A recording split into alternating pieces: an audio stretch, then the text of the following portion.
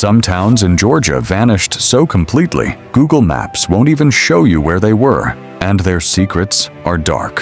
Hidden towns in Georgia, erased from maps, abandoned by fortune, war, and nature. You're about to see why history forgot them. Auraria. Abandoned store. There's some sort of a structure up there. There's ruins right here. This was a gold mining town back in the early 19th century, and there's still some extant buildings and ruins, and that's one of them. There's an old hotel around here somewhere. And here's where it gets wild. Auraria was the birthplace of America's first gold rush, way before California even had a chance. Founded in 1832, it exploded almost overnight. Prospectors pouring in, gambling dens and saloons popping up, everyone chasing the glitter of gold. The chaos was non-stop. You could feel the frenzy just walking the dusty streets back then. But the dream didn't last. By 1849, the California gold rush pulled miners away, and Auraria emptied almost as fast as it had filled. Families, businesses, hopes, all gone. The town's collapse was brutal, a reminder of how fickle fortune can be. Today, you can still stumble across the remains: a weathered general store, a few graves, some crumbling foundations hidden in the trees. Walk there, and you can almost hear the ghostly echo of pickaxes and coin-filled pockets. Gold fever seemed magical, but in reality, it was an illusion that swallowed a town whole. What would you have done if you'd been caught up in that rush? Stick around, it only gets stranger. Scull Shoals.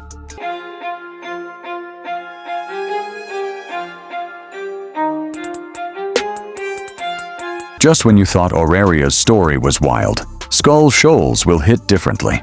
This town started back in the 1780s as an industrial hub.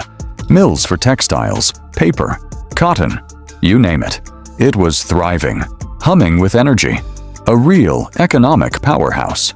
Then came the Oconee River, relentless and unforgiving. Flood after flood battered the town. They tried rebuilding, hoping to beat nature, but it was like fighting a storm with bare hands. By the 1880s, the final flood wiped everything out. The town is gone. Now, what's left looks almost like a Roman ruin tucked into the forest.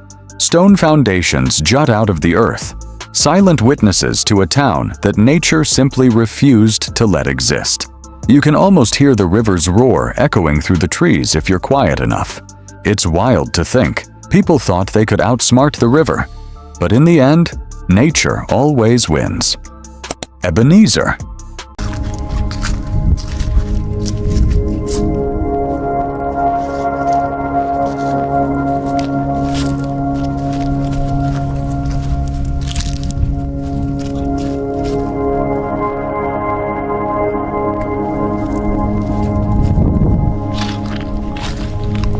And now, this one hits a different kind of sadness. Ebenezer was founded in 1734 by German Protestant settlers fleeing religious persecution. They carved out a thriving community, building farms and even silk production, laying down roots with hope and determination. But the land fought back. Swampy conditions spread disease, forcing families to relocate. Then the Revolutionary War brought damage and uncertainty, and as if that weren't enough, the nearby river shifted, cutting off trade that the colony depended on. By the end, all that remained was faith and resilience, but little else. Today, only a lone church stands, a silent sentinel reminding us that even the strongest faith can struggle against harsh reality. Walking there, you can feel the dreams that once thrived, and the challenges that slowly crushed them. It's haunting to think how hope collided with nature and history, and lost. New Manchester.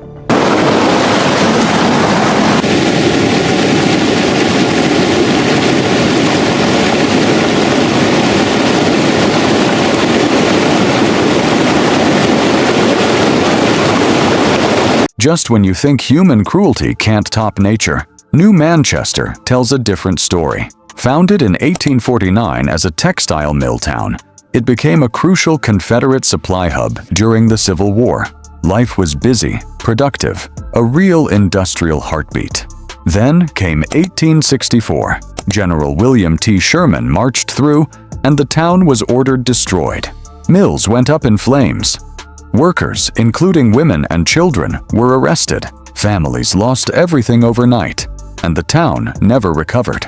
Today, hidden in a forest park, only ruins remain. Crumbling stone and overgrown streets whispering the lives that war obliterated. It's a raw reminder. Conflict doesn't just target armies.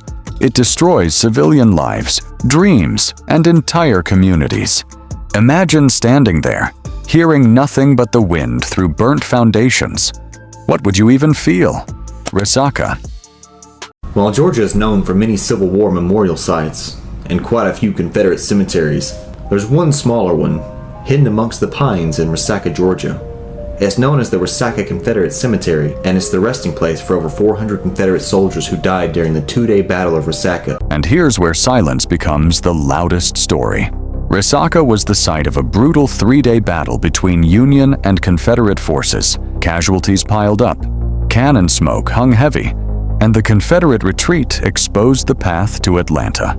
After the guns fell silent, the land slowly forgot the chaos, but the scars remained. Today, Resaca is quiet, a preserved battlefield where you can walk along fields that once ran red. The contrast is eerie, serene forests and grasslands hiding echoes of past violence, soldiers' footsteps replaced by the whisper of the wind. It's a ghost town of memory, a place where history lingers in silence, and you can't help but feel the weight of what happened here. Jacksonboro.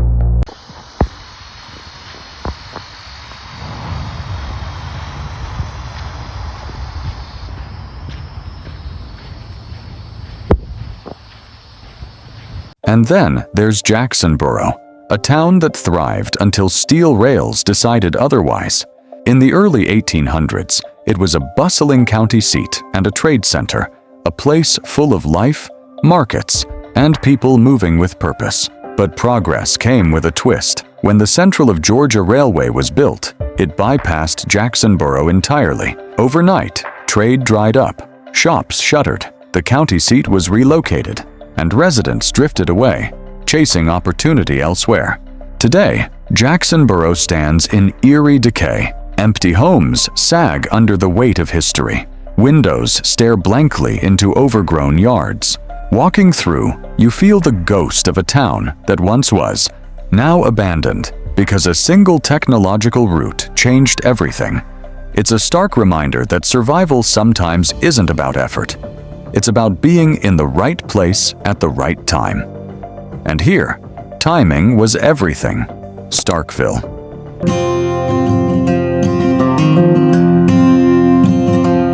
And here's a story that proves how fragile human plans can be. Starkville, founded in the 1830s, was a thriving county seat with a lively town center. Life hummed along normally for decades. Then, in 1872, a courthouse fire changed everything. The political debate over where to rebuild was fierce. The decision went against Starkville. Another nearby location was chosen instead. With the courthouse gone and the county seat moved, residents packed up and left, abandoning everything behind. Now all that remains is a cemetery, silent and overgrown, a haunting marker of a town erased by a single choice. One moment, bustling streets, the next, nothing but memory. It's terrifying to realize how quickly a place can vanish when history and politics collide. Broughton.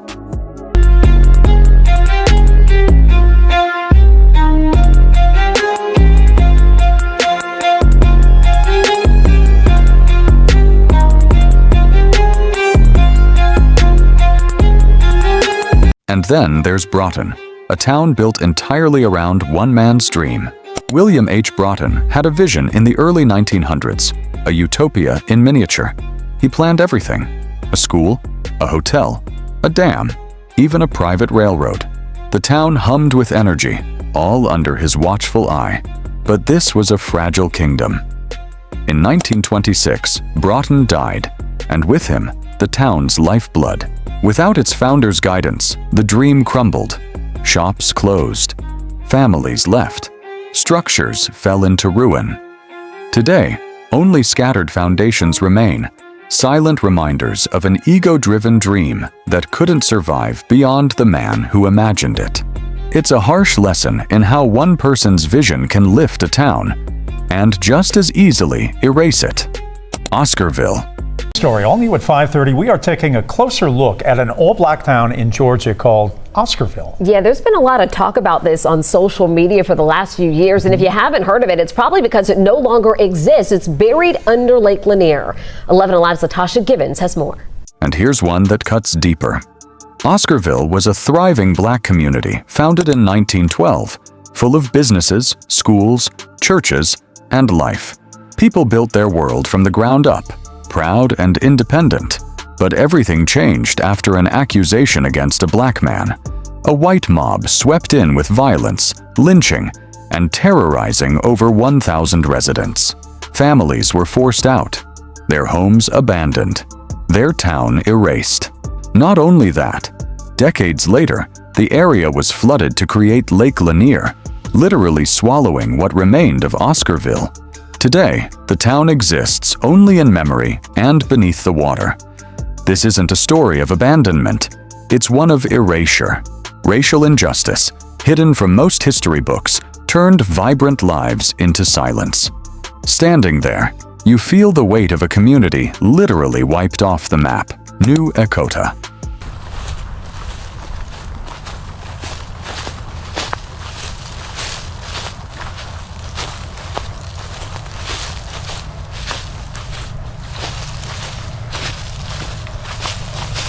And finally, New Echota was once the capital of the Cherokee Nation.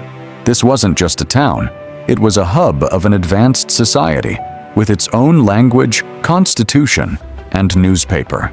Then gold was discovered, and outside pressure mounted. The U.S. government passed the Indian Removal Act. The Cherokee fought back legally and won in court. But President Andrew Jackson ignored the ruling.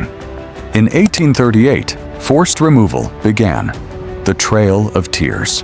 Thousands died, and the town was abandoned, left to the elements. Today, it's a reconstructed historic site, but the story is clear. Betrayal, greed, and cultural destruction erased what was once a thriving capital. You can walk the streets, but you feel the ghosts of lives stolen and a civilization uprooted. These aren't just abandoned towns. They're stories of greed, war, and injustice, hidden from maps but not from history. Places erased, betrayed, or abandoned, yet still whispering their secrets. How many more like this exist, waiting for us to uncover them? If this blew your mind, drop a comment, hit like, and subscribe. More hidden histories are coming your way.